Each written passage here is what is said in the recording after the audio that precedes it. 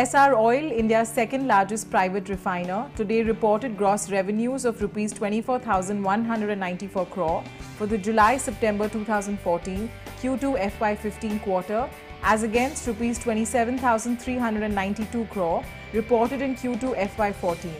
The dip in revenues is mainly due to lower crude oil pricing during the quarter.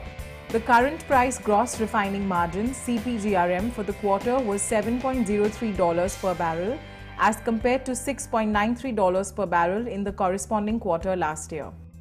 The EBITDA is about 1,025 crores versus 1,033 crores, and more importantly, we have got a profit this time of 226 crores versus a loss of 71 crores.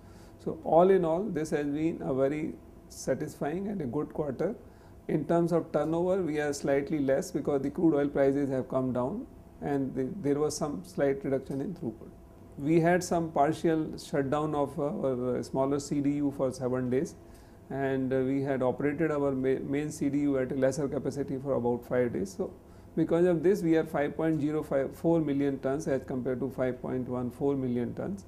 As far as turnover is concerned, one reason is of course the reduction in throughput marginally, and the major reason is that the price of crude oil and the products have come down in this quarter as compared to the corresponding quarter. The Government of India on 18th October has announced that the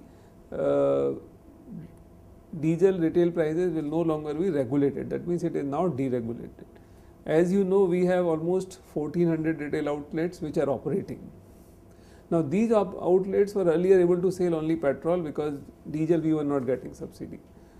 Now we have been able to start our diesel sales on these retail outlets, and going forward we see this as a very big boost to Essar Oil business, because up till now, although we are one of the best refinery of the country and the world and we were getting good refinery margins, we were not getting any retail margins, which are also substantial. So with this diesel deregulation, we are going to earn these margins, and now going forward we are going to focus more on our retail outlets.